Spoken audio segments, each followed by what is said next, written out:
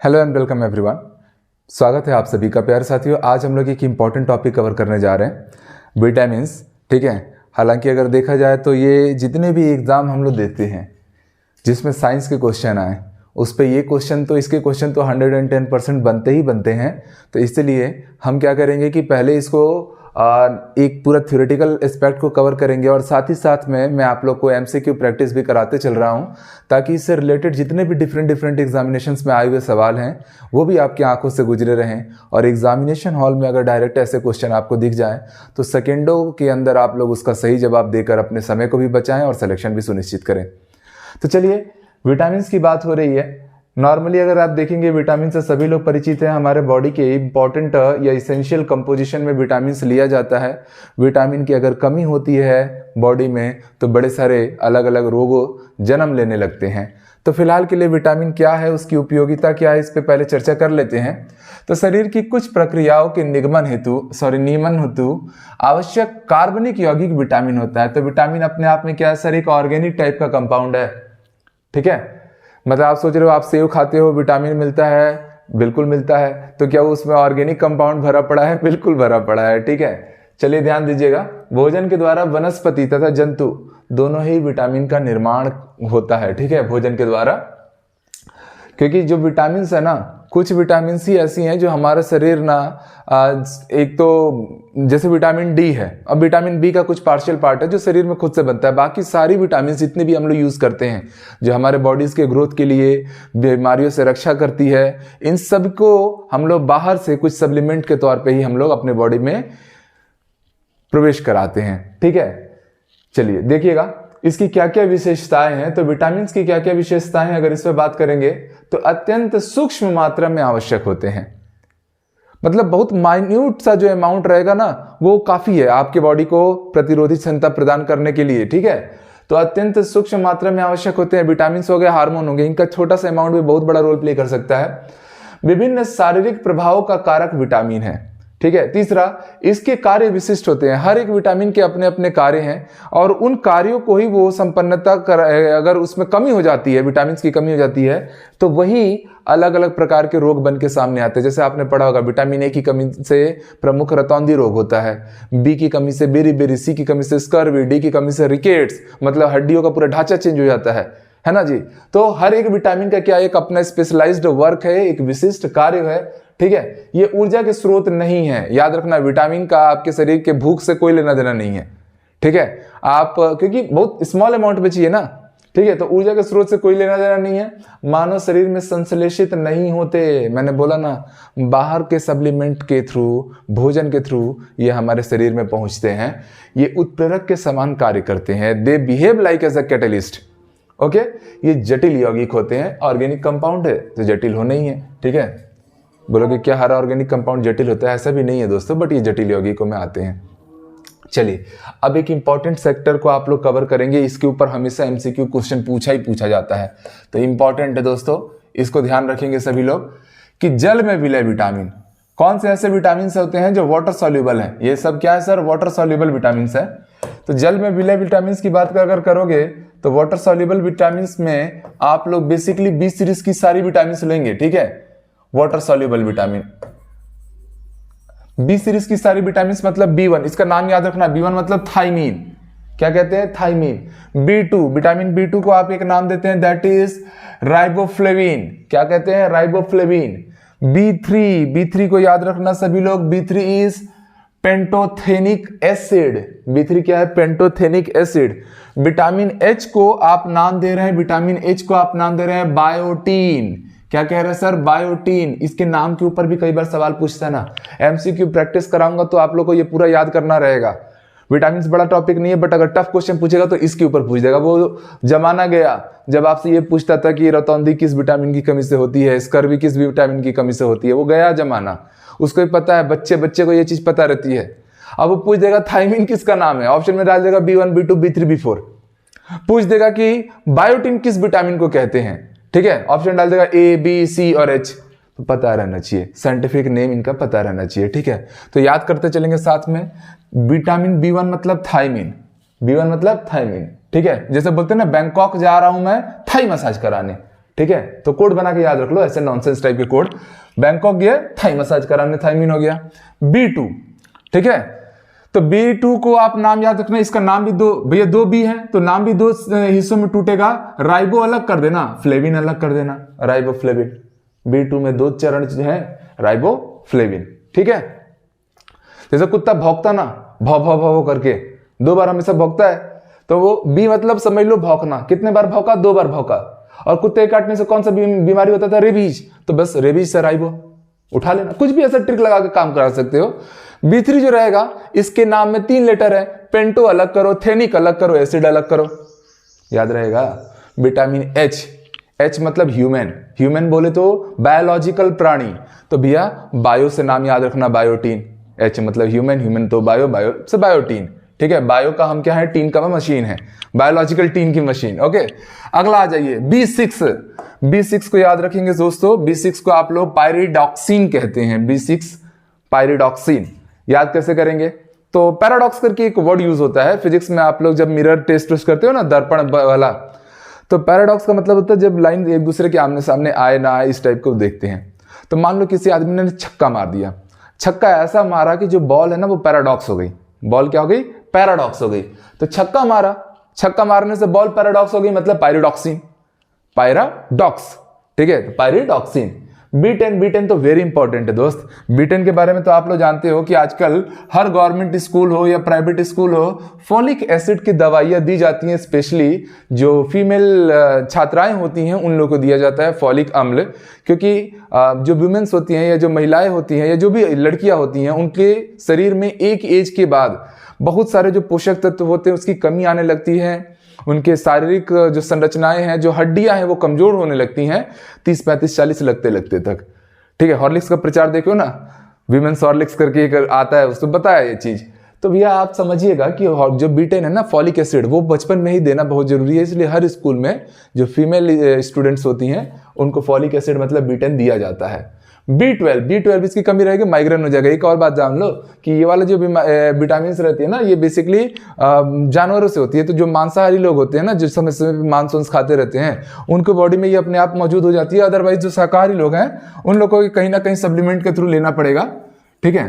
तो ये क्या है? साइनोकोबालामीन। क्या नाम है इसका? साइनोकोबालामीन, B12, ठीक है भैया। B सीरीज की सबसे बड़ी सीरीज है ये, इसलिए इसका नाम भी सबसे बड़ा रहेगा, ठीक है। B12 साइनोकोबालामीन। फिर से एक बार पूरा याद करने की कोशिश करते हैं। साइंटिफिक नेम बहुत इंपॉर्टेंट है दोस्तों, मैं चाह रहा हूं कि आपको ये पूरी तरह से रटा जाए। B1 बैंकॉक गया थाई मसाज, तो थाइमिन, ठीक है। B2 भौ मतलब राइबोफ्लेविन, ठीक है। क्या आया? राइबोफ्लेविन, ठीक है। बात करेंगे B3, 3 लेटर का नाम, तो पेंटोथेनिक एसिड। 3 है थेनिक, 3 थेनिक, ठीक है। चौथा है H मतलब ह्यूमन, ह्यूमन बोले तो बायो वाला टीन का डब्बा, तो बायोटीन।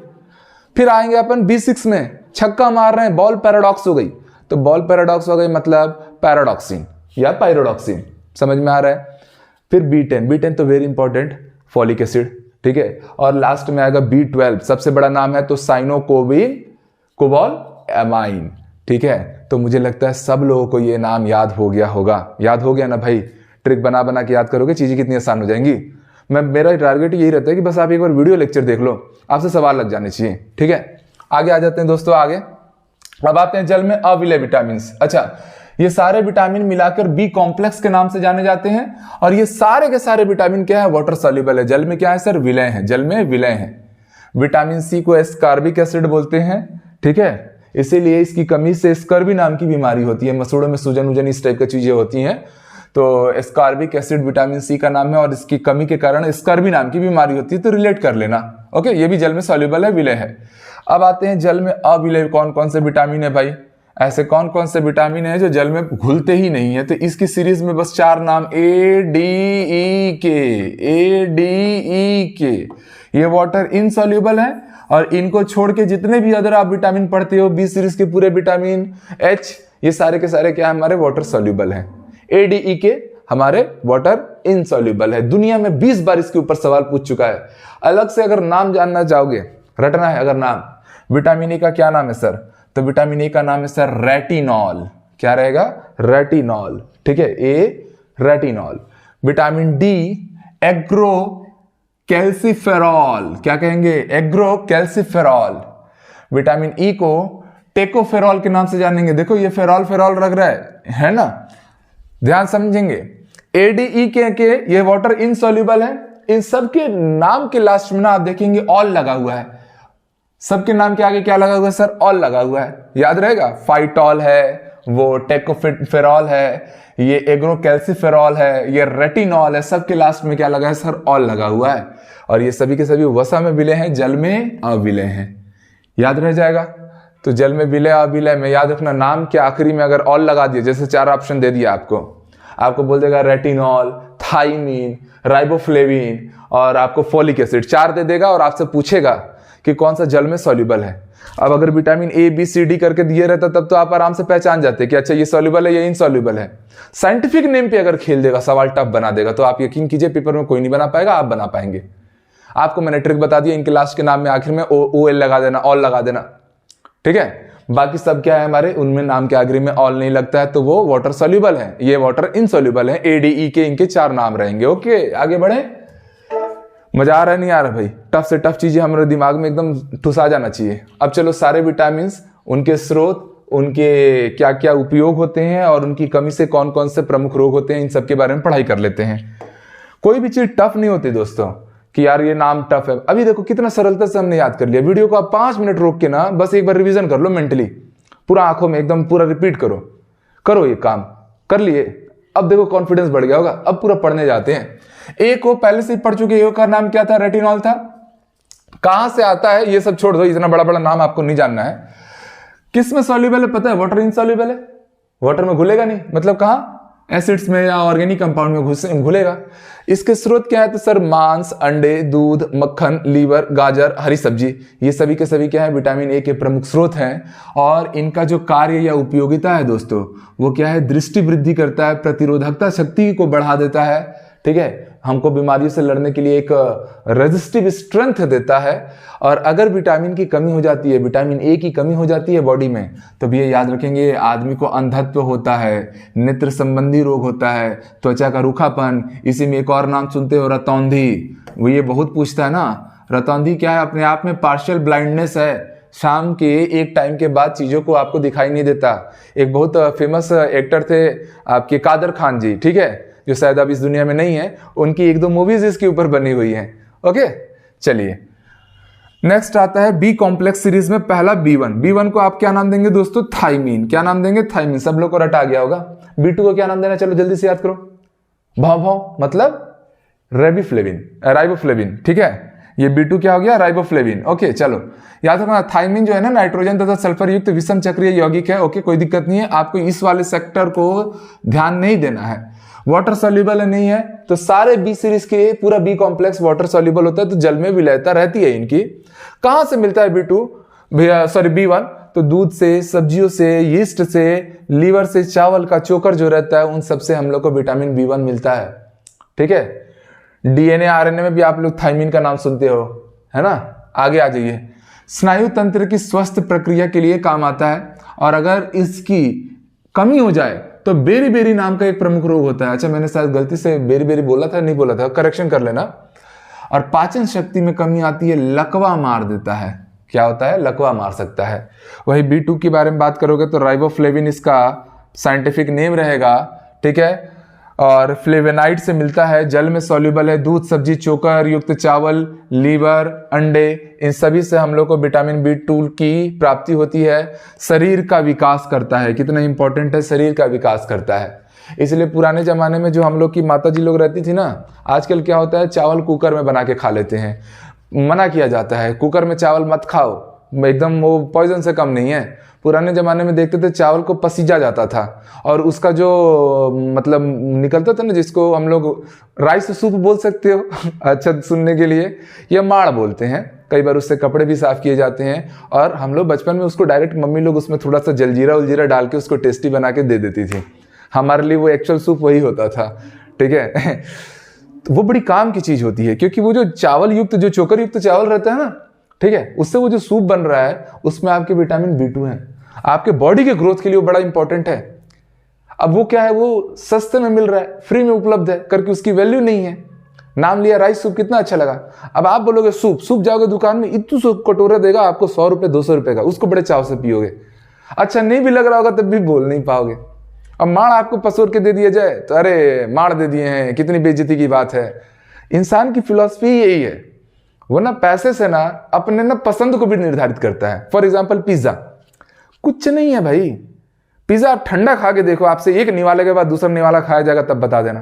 बट वही मुद्दा है, पिज्जा 500 800 का आता है, ठीक है, मतलब पिज्जा खाना है, पिज्जा खाना है। अरे क्यों खाना है, घर में मम्मी लोग मोटा मोटा चावल का जब वो आलू भर के लिए बनाती है ना, ठीक है, तो उसी कॉन्सेप्ट को पिज्जा ने चुरा लिया और थोड़ा सा डेकोरेट करके बेचना शुरू कर दिया, दाम बढ़ा दिया, लोगों को लग रहा है जो महंगा होता है वो अच्छा होता है, ठीक है, कुछ भी।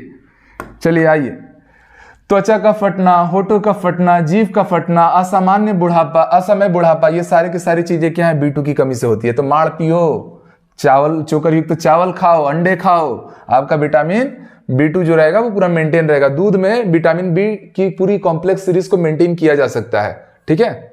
इसलिए मम्मी लोग हमेशा से ही फोकस रहती हैं दूध पिलाने पे।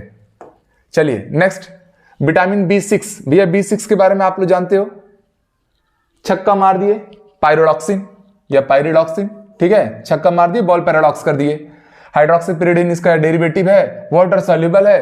दालों में धान का कोड़ा या कीड़ा है जो भी है, यीस्ट, अंडे, मांस, अच्छा धान का कीड़ा, पनीर का कीड़ा, ये सब बहुत सारे देशों में खाए भी जाते हैं, स्पेशली जापान में। जापान में तो पनीर को जो हमारा रहता है उसको सड़ा के उसमें जो व्हाइट वाले कीड़े रहते हैं ना, उसको हम लोग बड़े चाव से खाते हैं, ठीक है, बहुत सी बीमारियां उससे ठीक होती हैं। इस मामले में चाइना वाले कहीं ज्यादा आगे हो, तो सब कुछ फाड़ देते हैं, चाहे वो चमगादड़ हो, चाहे वो कुछ भी हो।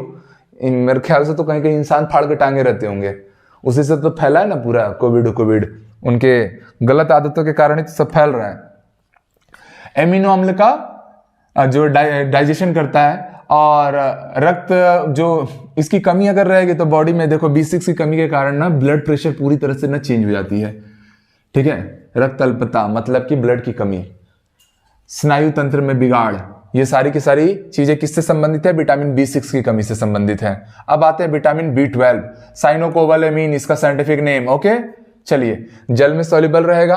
अच्छा, ये हमारे किडनी में, लीवर में, मैंने बोला ना कि कुछ विटामिन ऐसी हैं जो बॉडी में अपने आप बनती हैं। एक बार कौन बनेगा करोड़पति में एक डॉक्टर साहब बैठे थे, अमिताभ बच्चन जी ने सवाल किया था कि कौन सा विटामिन मानव शरीर में स्वतः बनता है।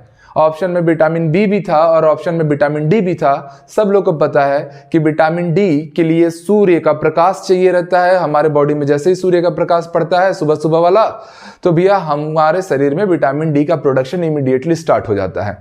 बट उस डॉक्टर साहब ने आंसर दिया था विटामिन B। आंसर क्या दिया था, विटामिन B। अमिताभ बच्चन जी ने उनको गलत साबित कर दिया, वो पैसे हार गए, वापस चले गए। वो केबीसी की हिस्ट्री का इकलौता एकमात्र इंसान हुआ है जिसने वापस से केबीसी को गलत साबित किया कि बॉडी में विटामिन B जो है, B12 सीरीज, वो किडनी और लिवर में सेल्फ जनरेट होता है। विटामिन D के लिए तो सूरज की जरूरत भी है, ये इकलौती बीमारी है, विटामिन है जो सेल्फ जनरेट होती है। इसीलिए ये किसी प्लांट से नहीं मिलती दोस्तों, इसलिए शाकाहारी लोगों में इसकी कमी होगी। बट जो लोग मांसाहारी हैं, जो लोग खुद दूसरों का लीवर और किडनी डेली अपने बॉडी में ले रहे हैं, तो उनको, क्योंकि जैसे मान लीजिए अगर आप लोग चिकन मटन खा रहे हैं, फॉर एग्जांपल की बात हो रही है, शाकाहारी लोग अदरवाइज मत लेना, मैं तो टीचर हूं ना साइंस का, तो मैं साइंस की तरह से बात कर रहा हूं। तो जो लोग खा रहे हैं ना, तो उनकी बॉडी में ये विटामिन पहले से है, वो हमारे बॉडी में ट्रांसमिट हो जाती है, क्योंकि किसी भी प्लांट से ये विटामिन नहीं मिलता। और इसकी कमी से क्या होता है, इसकी कमी से एनीमिया का विकृत रूप दिखता है, जीभ मुंह का दाह होता है और माइग्रेन की प्रॉब्लम होती है। सर दर्द जो पकड़ता है वो B12 की कमी के कारण भी होता है। तो याद रखेंगे, उस बंदे ने केबीसी की हिस्ट्री में बता रहा था कि वो इकलौता आदमी है जो दोबारा आके उस हॉट सीट पे फिर से बैठा है केबीसी को गलत करके, ठीक है। चलिए आगे आ जाइए।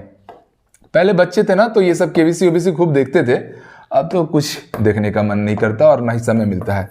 विटामिन B10 नाम याद है, फॉलिक एसिड, वेरी इंपॉर्टेंट, ठीक है। चावल, अंडे, दूध, यीस्ट, इन सब से इसकी पूर्ति होती है। रक्त निर्माण, अमीनो अम्लों का जो डाइजेशन होता है ये इसके इंपॉर्टेंट कार्य हैं, और इसकी कमी से एनीमिया नामक रोग होता है। आप सबको पता है एनीमिया रक्त संबंधी रोग है और बहुत लोग इससे ग्रसित हैं, ठीक है, ब्लड एनीमिया से। चलिए नेक्स्ट, विटामिन B3 में मैंने बोला था ये B3 है दोस्तों, 3 मतलब थोनिक, तो पेंटोथोनिक एसिड लीवर किडनी यीस्ट में सेल्फ जनरेटेड है। पहले बोला ना, शरीर में 2 चीजें हैं, 2 विटामिन ऐसे जो खुद से बनते हैं, विटामिन बी कॉम्प्लेक्स के B3 और B12, और साथ ही साथ में हमारे विटामिन डी के लिए अलग से कुछ नहीं चाहिए, हमारे सूर्यदेव ही काफी हैं, ठीक है। तो बैक्टीरिया और यीस्ट का विकास होता है, ठीक है। चलो, तो ये हो गया हमारे टोटल बी कॉम्प्लेक्स सीरीज, आप सबको अच्छे से समझ में आ गया होगा। अब कुछ इंपॉर्टेंट विटामिन को और आगे चलते हैं। तो विटामिन एच को देखो, एच मतलब ह्यूमन मतलब बायो का टीन का डब्बा है ना, तो बायोटीन, ओके, या निकोटोनिक एसिड भी बोलते हैं इसको, ये 2 अलग अलग है। बायोटीन मेथिल एस्टर से निकोटोनिक एसिड जो होगा निकोटिनिक एसिड से बनेगा। थोड़ा सा आपको पता है निकोटीन नाम आ रहा है, मतलब मादक पदार्थ तंबाकू में पाया जाता है निकोटीन, और शरीर के लिए थोड़ा हानिकारक है, ठीक है। दूध, दलहन, किडनी मतलब अपने आप बन रहा होगा, या चावल, अंडे, दूध। देख रहे हो, दूध इकलौती ऐसी सप्लीमेंट है ना जो विटामिन का सबसे इंपॉर्टेंट रोल प्ले कर रही है। दूध में ज्यादातर विटामिन क्या हो रहे हैं, मौजूद रह रहे हैं। ऐसे ही एक फलों में सबसे अच्छा फल माना जाता है, क्या फल इसमें कहीं दिया ही नहीं है, फलों में सबसे अच्छा फल है, आप सोचेंगे सर सेव बोलने वाले, नहीं, सेव नहीं, सबसे बढ़िया फल है पपीता और एक चना, ठीक है। ये 2 ऐसी चीजें हैं ना जिनको अगर कोई इंसान बहुत लंबे समय से यूज कर रहा है, भैया उसको कुछ बीमारी ही नहीं होने वाली। शाहजहां को जब उसका बेटा औरंगजेब जो क्रूर था, उसने जब अपने ही बाप को कैद कर दिया, उसने अपने बाप के सामने ये शर्त रखी कि तेरे को, तू बहुत बादशाहत में जिया है ना, पूरा राजस्व खाली कर दिया ना महल बना बना के, कुतुब मीनार से लेके जामा मस्जिद से लेके ताजमहल से लेके कितने सारे इंपॉर्टेंट मकबरे जो आज हमारे भारतीय इतिहास के सुंदर सुंदर स्मारक हैं, उन सबको तो शाहजहां ने बनाए हैं, है ना जी। सॉरी, कुतुब मीनार बोल दिया मैंने ठीक है, वो दिल्ली का जामा मस्जिद था, ठीक है। कुतुब मीनार तो कुतुबुद्दीन ऐबक बनाया था, ठीक है, उसी की बेटी 1240 रजिया सुल्ताना, 1206 में कुतुबुद्दीन ऐबक, मोहम्मद गौरी, इतना चलो गुलाम वंश में भी पढ़ा हूं मैं। कहा था फिलहाल इधर वापस आते हैं हम लोग। तो उसने, औरंगजेब ने अपने बाप के सामने एक शर्त रखी, एक ही चीज दूंगा डेली, जो पसंद है वो बता, वही मिलेगा, मगर जितने दिन जिएगा एक ही चीज मिलेगा। कहानी है, किवदंती है, ऐसा टाइप का, हो सकता है सच ना हो। शाहजहां भी भैया एकदम ऐसा ही बादशाह नहीं था, घाट का खिला खिला बादशाह था। उसने क्या मांगा पता है खाने में, चना, क्योंकि चना इकलौती ऐसी चीज है दोस्तों, चना इकलौती ऐसी चीज है जिसमें सारे मिनरल्स मिल जाते हैं, सारे मिनरल्स। अगर आप केवल चना खा रहे हैं ना, तो आपका बॉडी एकदम बढ़िया से टिश्यूज ग्रोथ करते रह जाएगा और बहुत फर्क पड़ता है। इसलिए ना मैं अपने आंखों के सामने देखा हूं, एक ही हड्डी के होते थे भाई, उनकी मदर लोग बताती, और अभी ऐसा चौड़ा शरीर है कि बस उनकी माँ लोग क्या किया, अंकुरित चना उनको सुबह सुबह देना डाइजेशन में शुरू की थी। इनफैक्ट आप यूपी बिहार वालों को देख लीजिए, चने का सत्तू पीते हैं, अब मस्त IAS बनते हैं ठीक है, पावर है भाई, पावर बूस्टर है चने का, ठीक है, सत्तू। चलिए नेक्स्ट आइए, आगे बढ़ते हैं। तो चना, पपीता, 2 बहुत इंपॉर्टेंट वैल्यूबल चीजें हैं जो कि काफी लो बजट में हम सबको अवेलेबल हो सकती हैं और हमारे शरीर का ख्याल रख सकती हैं। तो अगर मैं डाइटिशियन के तौर पे भी बोलूंगा, हालांकि मैं हूं नहीं, फिर भी आपको चना और जो आपका वो है पपीता, इन दोनों का सेवन जरूर करना चाहिए, नियमित रूप से करना चाहिए, ठीक है। आइए, स्वास्थ्य संतुलक के रूप में कार्य करता है कौन, विटामिन H, नामी है बायोटीन, ठीक है। और इसकी कमी से बड़ा खतरनाक रोग होता है भैया, लकवा मार देगा, पैरालिसिस हो जाएगा आपको, ठीक है, मतलब आपको नहीं, पैरालिसिस हो सकता है इसकी कमी से। और चर्म रोग होता है, स्किन संबंधी डिसीजेस जनरेट होती हैं किसकी कमी से, विटामिन H की कमी से। याद रह जाएगा, आगे आ जाओ, ठीक है, इसको छोड़ दो, ये निकोटिनिक एसिड है, चावल अंडे दूध में मिल जाएगा, यहां भी देखो दूध तैयार। अंडा दूध इसलिए बोलते हैं खूब खाना चाहिए, ठीक है। अब जो लोग शाकाहारी हैं वो अंडा नहीं खाएंगे तो दूध तो आराम से अवेलेबल कर सकते हैं। एमिनो एसिड का डाइजेशन करता है, खून को बनाता है कौन, H। और एनीमिया, अगर खून का बनना ही खराब हो जाएगा तो खून संबंधी रोग, एनीमिया तो जनरेट होगा ही नहीं इसकी कमी के कारण। सी, स्कॉर्बिक एसिड के नाम से जाना जाता है। सी को कौन सा एसिड बोलते हैं, स्कॉर्बिक एसिड। और इसकी कमी के कारण स्कर्वी नाम की रोग होती है, ठीक है। पायरिया होती है, जो भी हमारे घुटने या जो एल्बोज होते हैं, शरीर के अलग अलग जो जहां पर जॉइंट होता है वहां पर दर्द उत्पन्न हो जाता है, किसकी कमी के कारण, विटामिन सी। अब विटामिन सी का स्रोत क्या है? तो ऐसी सारी चीजें जिनको खाने से खट्टा लगे या सी का साउंड है, जैसे मिर्ची खाते हो ऐसा हो जाता है ना, आपने खट्टा एकदम नींबू खा लिया, सी ऐसा करके आता है, तो जिसमें सी का साउंड आ जाए, जैसे खट्टे फल हो जाए, संतरे हो जाए, नींबू हो जाए, अंगूर, टमाटर, गोभी, आंवला, ये सब में क्या रहेगा? जिसमें खट्टापन है और थोड़ा सा एकदम सी टाइप का साउंड निकले, वो आपका क्या है? एस्कॉर्बिक एसिड है। ठीक है, हालांकि जो हमारा मिर्ची होता है उसमें विटामिन ए भी पाया जाता है, चलो उस पर नहीं जाऊंगा मैं। आपको पता है विटामिन सी क्या है? जल सा वाटर सॉल्युबल रहेगा। क्यों? क्योंकि ए, डी, ई, के यही 4 बस विटामिन थे जो लोग वाटर इनसॉल्युबल थे। इन सबके नाम के आखिरी में ऑल लगता है। अस्थि तथा दांतों के लिए, घाव भरने के लिए बहुत इंपॉर्टेंट है। तो वही बोलते हैं ना, मसूड़ों का सड़न किसके कारण? विटामिन सी के कारण। फिर आपका संधि जो जॉइंट होते हैं उसमें जो पेन होगा वो भी विटामिन सी के कारण। सबसे बढ़िया चीज है कौन? आंवला। आंवला खाओ, और अगर सस्ते में चाहिए तो टमाटर खाओ। टमाटर में ऑक्जेलिक एसिड भी अलग से रहता है जो कि बॉडी प्यूरिफाई या डीऑक्सीडेंट का रूप में काम करेगा। तो ये लो बजट की चीजें हैं, आराम से अवेलेबल हो जानी चाहिए। अक्सर गर्मी के सीजन में मेरी एक अच्छी आदत है कि मैं ना कच्चा टमाटर ऐसे मस्त लाल ला के रखे रहता हूँ, और ना जब भी ऐसे कुछ पड़वड़ भी रहे ना, मैं टमाटर खाते रहता हूँ। पैसे ज्यादा है नहीं तो क्या करोगे, है ना। अब सेव खरीद के ला नहीं सकते हो, साला मार्केट में 200 रुपए किलो रहता है, टमाटर 10 रुपए किलो में आ जाता है, और 1 किलो टमाटर बहुत होता है। ठीक है, खाते रहो, क्योंकि टमाटर में तो वैसे भी आपको पता है 90 to 95% क्या है? वाटर है। तो जो जिम लवर होंगे उनको पता है कि केवल वाटर ओरिएंटेड चीजें खानी है, ताकि फैट ना बने बॉडी में, भूख भी मिट जाए, विटामिन भी मिल जाए ऑक्जेलिक एसिड भी मिल जाए। टमाटर, नेचर ने ना एक से एक चीजों का व्यवस्था रखा है। अमीर गरीब, अगर गरीब पढ़ा लिखा भी है ना, तो अमीर से ज्यादा संतुलित और स्वस्थ जीवन जी सकता है। आपको बस पता रहना चाहिए कि क्या क्या चीजें। अब हमारा बजट नहीं है भाई आंवला अंगूर खरीदने का, हम टमाटर में काम चला लेंगे, वो तो इन लोगों से ज्यादा मिनरल्स भी रखता है। ठीक है, चलिए आगे आइए। बट वही है ना, हमारी सोच हो चुकी है महंगी चीजें ही खाएंगे। पिज्जा, क्या लगता है भाई ठंडा पिज्जा खाओ ना, नहीं घोटाएगा, गरम गरम में चस्का लगता है। 4 लोग बैठ के उसको एक ओकेजन का सिंबल बना दिए हैं, पार्टी सिस्टम हो चुका है। ठीक है, अब पार्टी में तो पैसा देखा नहीं जाता है कि पैसा जो कमाता है उसको पता है कि 800 का पिज्जा खाने के बाद कितना दुख होता है चलिए आइए, एग्रोकैल्सीफेरॉल विटामिन डी के नाम से जाना जाएगा, एग्रोकैल्सीफेरॉल। ठीक है, इसका जो व्युत्पन्न है वो स्टेरॉइड्स है। ओके, तो ये तो गलत चीज है। ये वाटर में सॉल्युबल नहीं होते, वसा में सॉल्युबल होते हैं। दूध, अंडे, और सबसे इंपॉर्टेंट चीज सूर्य का प्रकाश। ठीक है, इसकी जो इंपॉर्टेंट रोल है, हड्डियों पर सीधा इसका असर है ना, तो सुदृढ़ अस्थि, मतलब हमारे जो बोन्स हैं उसको भैया सुदृढ़ करता है। फास्फोरस और कैल्शियम का डाइजेशन और उसको कंट्रोल करने का काम करता है। This is the important point, याद रख लेंगे।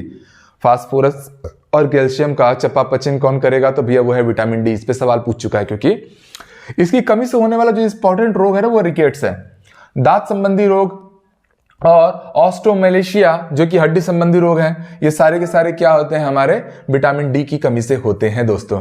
अब आ जाते हैं विटामिन ई, वेरी इंपॉर्टेंट। ई को याद रखोगे, टोकोफेरॉल। क्या बोलेंगे? टोकोफेरॉल। इसमें ये जो है ना, ये आजकल ज्यादातर एग्जामों में इस पे ज्यादा सवाल पूछा जा रहा है विटामिन ई के ऊपर। कारण क्या है? क्योंकि पहला तो ये वाटर सॉल्युबल होता नहीं है, ए, डी, ई के बार बार रिपीट कर रहा हूं, वाटर इनसॉल्युबल है, वसा में सॉल्युबल है। बिनौले का तेल, जहां से ये मिलता है, बिनौले का तेल, दूध, अंडे, गेहूं, मतलब दूध और अंडा तो आप लोग देख रहे हो यूनिवर्सल हो चुका है। और एक है चना। चना, चना वो काम कर सकता है ना जो कोई नहीं कर सकता। ठीक है, इस विटामिन की सबसे खास बात क्या है पता है? प्रजनन क्षमता को, जो नर प्रजनन क्षमता है, ठीक है, जो भी उसको वो बहुत बढ़ाता है। और मादाओं में अगर इस विटामिन की कमी हो जाएगी तो याद रखना बांझपन की बीमारी आती है। फर्टिलिटी जो होती है ना, प्रजनन क्षमता जो होती है, वो पूरी तरह से डैमेज हो जाती है विटामिन ई की कमी से। इसलिए ये एकदम ना बहुत ज्यादा आजकल पूछा जा रहा है, बहुत ज्यादा पूछा जा रहा है। ठीक है, तो प्रजनन तथा सेक्स क्षमता में कमी आती है, पेशियों में शिथिलता आ जाती है, किसकी कमी के कारण? तो विटामिन ई की कमी के कारण। तो भैया देख लो, बड़ा इंपॉर्टेंट विटामिन है। ठीक है, चना आज से अब आप लोग खाना शुरू कर देंगे, मुझे भी अब लग रहा है, क्योंकि दुनिया में सबसे महत्वपूर्ण चीजों में से ये आती है प्रजनन और सेक्स। ठीक है, चलिए आइए आगे आ जाते हैं। विटामिन के, विटामिन के तो फाइलोक्विनोन इसका साइंटिफिक नेम है। ठीक, वसा में क्योंकि ADE ये जो 4 चीजें हैं ये वो आप सबको पता है कि फैट सॉल्युबल है, वाटर सॉल्युबल नहीं है, और ये हरी सब्जियों से, मछली से, मांस से, अल्फा अल्फा से प्राप्त होती हैं। ठीक है, तो अल्फा अल्फा नाम याद रख लो भाई, रक्त का जमना। ठीक है, क्योंकि आपको पता है विटामिन के को कोगुलेटिंग एजेंट के तौर पे लेते हैं। ठीक है, मतलब रक्त का जैसे हमारे बॉडी से जैसे कहीं पे कट लग जाता है, ठीक है, कट लग जाने से आपको पता है कंटिन्यू क्या होता है, ब्लड सिक्रीट करने लगता है। अब ब्लड सिक्रीट कर रहा है, वो ब्लड अगर रुकेगा ही नहीं तो भी अब शरीर का तो सारा खून बह जाएगा, और खून बह जाएगा तो ऐसे ही आपका हालत खराब हो जाएगा या मौत हो सकती है। तो इसीलिए बॉडी में विटामिन के का अपना रोल है, ये बॉडी में खून का थक्का जमाता है। अगर कहीं कट लगा है तो थोड़ा सा खून निकलता भी है तो वो अपने आप को खुद के क्या करेगा, एक कोटिंग बना के सॉलिड सरफेस करके चमड़े को ढक देगा और बॉडी के जो इंटीरियर ब्लड है उसको बाहर निकलने से रोकेगा। किसकी कमी, किसका रोल है इसमें, विटामिन के का। अगर इसकी कमी हो जाएगी तो भैया फिर वो तो खून बह जाएगा, तो रक्त स्त्राव, खून का जमना, ये सब क्या हो जाता है, कम हो जाएगा। ठीक है, तो याद रखेंगे, इंपॉर्टेंट है। इसके ऊपर भी कई बार सवाल पूछा है, इनफैक्ट मैं खुद 1-2 एग्जाम में इसको डील कर चुका हूं, इसके ऊपर सवाल पूछ चुका है। जब बचपन में था 9वीं-10वीं में, उस टाइप के एग्जाम में आया था। सारे विटामिन, उनके इंपॉर्टेंट साइंटिफिक नेम, उनके सोर्सेस, उनके यूजेस और उनकी कमी से होने वाले विभिन्न बीमारियां, इन सारे विटामिन्स को हमने ओवरऑल डील कर लिया। और मुझे पूरा यकीन है कि आप सब लोग को भी ये पूरी चीजें एकदम कंठस्थ याद हो चुकी होंगी।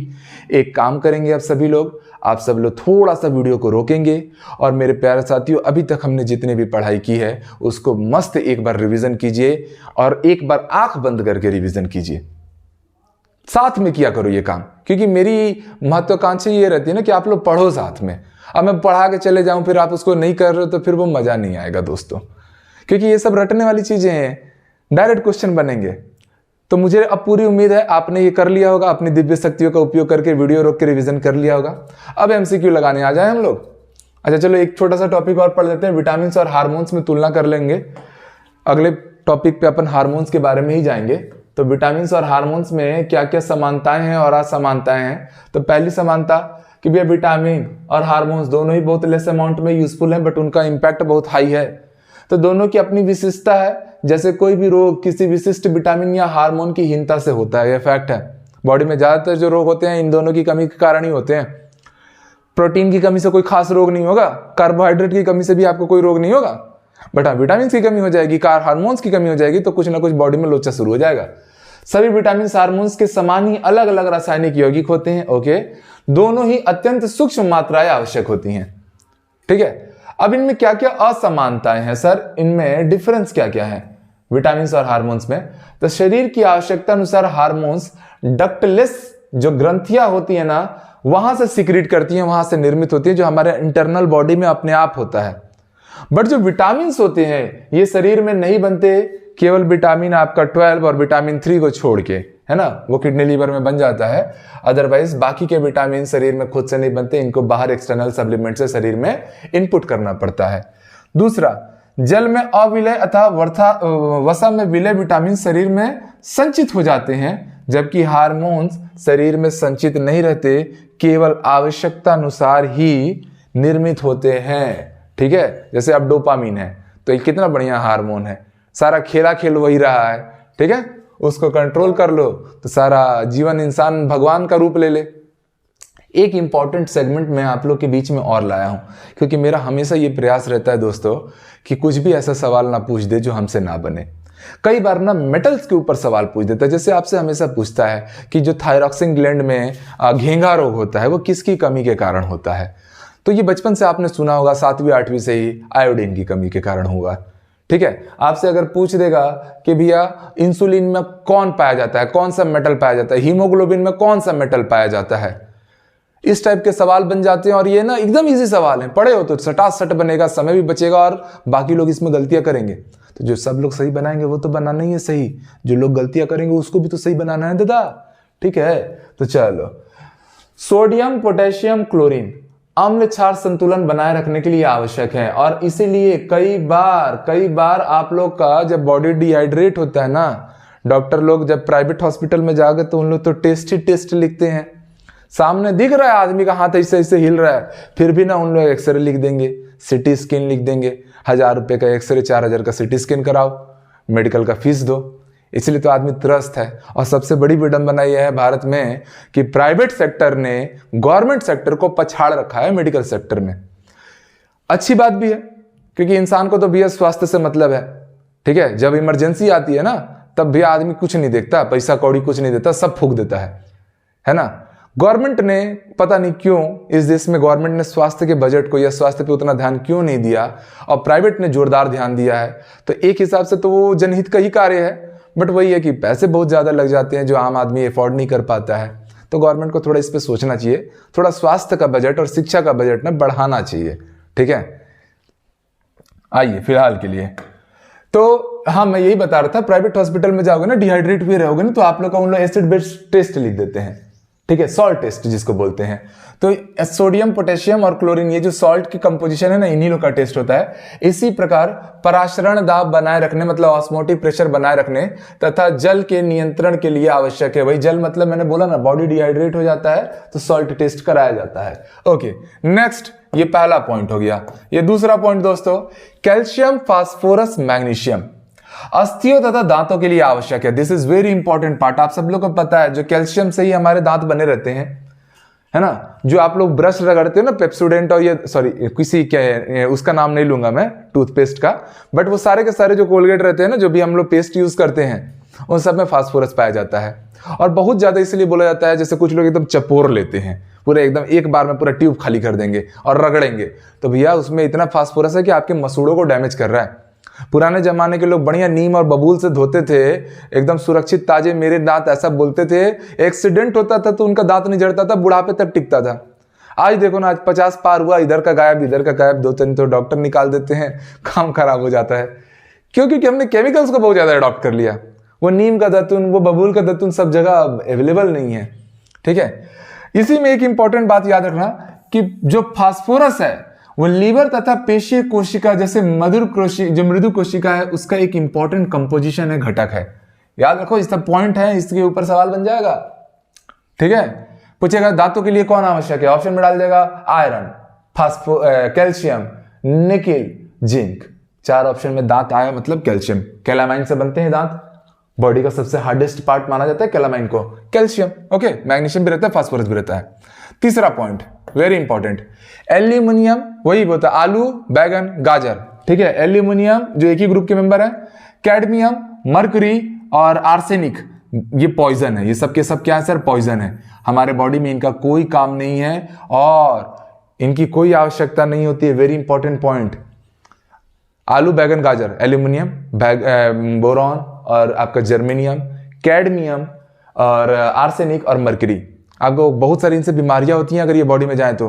ये जो वेस्ट बंगाल वाला, जो गंगा नदी का डेल्टा वाला जो इधर हिस्सा रहता है ना, जब वो इधर बिहार बॉर्डर पार करके वेस्ट बंगाल में इंटर करती है, वो पूरा का पूरा जोन में आप सबको पता है आर्सेनिक इतना ज्यादा है, मरकरी इतना ज्यादा है कि वहां पर बहुत से बीमारियां जन्म लेती हैं। इटाई रोग होता है, मिनी माता रोग होता है, कई सारी बीमारियां हैं जो इनके बॉडी में इंटर करने से हो जाता है। तो ये लोग पॉइजन है, ये लोग क्या है? पॉइजन है। नेक्स्ट, ये सब आप लोग इन्वायरमेंट में पढ़ते भी हैं, पर चलो मैं पूरा बता दे रहा हूं। जहां से भी रिसोर्सेज, जितना भी ज्ञान आपको जरूरी है, मैं हमेशा उसको प्रोवाइड करा देता हूं। इसलिए ना रिसर्च इतनी ज्यादा जगहों से मैं करता हूं, एक एक जो टॉपिक रहे ना, और इसलिए मैं पूरा पेपर लड़ाने का कॉन्फिडेंस रखता हूं कि पेपर में कुछ नहीं पूछेगा जो आपको पता नहीं रहेगा। यूं ही नहीं बोलता हूं, और ऐसा कई साल से मैं देखते आ रहा हूं। तो रिसर्च में समय लगता है, आप लोग एकदम सब पैनिक हो जाते हो भाई, ठीक है। मैं चाह रहा हूं कि भैया ये सब घटिया घटिया टॉपिक अगर आप पढ़ रहे हो ना, तो ऐसा पढ़ो ना कि भैया सवाल लग जाए, ठीक है। बट आप लोग शुरू हो जा रहे हैं, क्या बोलेंगे अब? थोड़ा समझो यार, रिसर्च में बहुत समय लगता है, फिर उसको फिर वीडियोस में लाओ, पीडीएफ तैयार करवाओ। चलिए नेक्स्ट आ जाइए, चौथा और इंपॉर्टेंट पॉइंट, अत्यंत सूक्ष्म मात्रा में आवश्यक पोषक तत्व और उनके कार्य। जैसे आयोडीन, आप सबको पता है थायरॉक्सिन ग्लैंड के निर्माण में यूजफुल है, और इसी की कमी से घेंघा रोग होता है, गले में ऐसा साइज बड़ा हो जाता है, ठीक है। हीमोग्लोबिन में आप लोग आयरन और कॉपर को यूज करते हो, तो पूछता है हीमोग्लोबिन का कौन सा घटक है? ऑप्शन डाल देगा निकेल, कोबाल्ट, कॉपर, आयरन, तो सॉरी, कॉपर की जगह पे यहाँ पर मान लो फास्फोरस डाल दिया, आयरन डाल दिया, तो आयरन हीमोग्लोबिन का मेन कंपोजिशन है, साथ में आपका कॉपर भी रहता है। इंसुलिन डायबिटीज कंट्रोल करने के लिए यूज होता है, शरीर में जो एक्सेस शुगर बनता है उसको मेंटेन करता है, उसमें जिंक पाया जाता है। क्या पाया जाता है? जिंक। और विटामिन B12 में कोबाल्ट पाया जाता है। ठीक है, ये कई जगह कई बार इन सब के ऊपर ऑलरेडी सवाल पूछे जा चुके हैं दोस्तों। तो होप सो ये सारी सेगमेंट्स आप लोग को क्रिस्टल क्लियरली अच्छे से समझ में आ गया होगा। आगे बढ़ जाएं हम लोग नेक्स्ट। चलो अब आते हैं हम लोग MCQ लगाने। तो जल्दी जल्दी से अब आप लोग जवाब दीजिएगा, यहां तक कि सारी चीजों को एक बार आंख बंद करके रिवीजन कर लीजिए और फिर सटासट अब इन सारे सवालों का जवाब दीजिए। 3 क्वेश्चन एक साथ है हमारे पास। चलिए, पहला क्वेश्चन क्या दिया गया है सर? पहला क्वेश्चन दिया गया है कि विटामिन ए में पाया जाता है। विटामिन ए कहां पाया जाता है? यकृत में के तेल में, कौड़ यकृत तेल में, या गाजर में, या दूध में, या इनमें से सभी में? तो भैया दूध तो दिखे तो मार ही देना, गाजर में भी पाया जाता है, यकृत तेल में भी पाया जाता है, तो all of this is the correct answer. ये वाला क्वेश्चन देखो, ये बहुत बार पूछा जा चुका है। स्कॉर्बिक एसिड क्या है? तो आप सब जानते हो स्कॉर्बिक एसिड विटामिन है। कौन से विटामिन है? विटामिन सी है। अगला क्वेश्चन भी सेम रिपीट है, विटामिन सी का रासायनिक नाम क्या है? तो सर विटामिन सी का रासायनिक नाम स्कॉर्बिक एसिड है। वहीं पर अगर आपसे बात किया जाए फॉलिक एसिड किसका नाम है, तो आप जानते हैं सर विटामिन B10 का नाम है फॉलिक एसिड। निकोटिनिक एसिड ये विटामिन H में आता है मेरे ख्याल से। ठीक है, एक तो अपना बायोटीन था और निकोटिनिक। टार्टरिक एसिड बेसिकली इमली उमली में मिलता है आप लोग का, टमाटर इमली इस टाइप के पदार्थों में। ठीक है, चलिए विटामिन B1 क्या है? चलो जल्दी बता दो भाई, क्या होगा विटामिन B1? सबको याद आ गया होगा। विटामिन B1 बोले तो थायमीन। क्या है सर? थायमीन। ये है विटामिन B1। अरे बैंकॉक गया थाई मसाज कराने, तो B1। दूसरा राइबोफ्लेविन। राइबोफ्लेविन भी बताओ, क्या कौन से विटामिन राइबोफ्लेविन है? तो मैंने बोला था रेबीज बीमारी होगी भौं भौं करने के कारण। भौं भौं 2 बार करना है, कुत्ता काटेगा तो B2। कोबालिमीन भैया, साइनोकोबालिमीन याद आ रहा है, तो विटामिन B12। पिरिडॉक्सिन, क्या किए थे कि बॉल आपका पायरोडॉक्स हो गया था, गायब हो गया था, तो छक्का मारे थे, B6। ऑप्शन तक पूरे याद रहने चाहिए आपको, मैं बता रहा हूं। ऐसी तैयारी करो, मस्ती में पढ़ो यार। ठीक है, और मेरा तो ये रहता है कि खाली वीडियो देख के चले जाओ, that will be enough. MCQ से लेके दुनिया की जगह जगह के कंटेंट से लेके सारी चीजें तो मैं प्रोवाइड कर ही दे रहा हूं। नेक्स्ट क्वेश्चन है दोस्तों, क्वेश्चन नंबर 5 है आपके सामने। विटामिन सी की कमी से क्या होता है? तो भैया विटामिन सी की कमी से क्या होता है? रिकेट्स विटामिन डी की कमी से होता है। ठीक है, एनीमिया आप सबने देखा था, एनीमिया विटामिन B2 या B3 की कमी से होने लगा था। पायरिया वैसे ही विटामिन सी की कमी से पूछा गया, तो वो कौन सा रोग होता है? स्कर्वी। विटामिन ए से रतौंधी, बी से बेरी, सी से स्कर्वी, डी से रिकेट्स। ये बहुत बार पूछे हुए सवाल हैं। चलो अगला सवाल है आपके computer, mobile screen, computer screen जो भी आप यूज कर रहे होंगे। Question number 6, that is question number 7। क्या पूछ रहे हैं दोस्तों?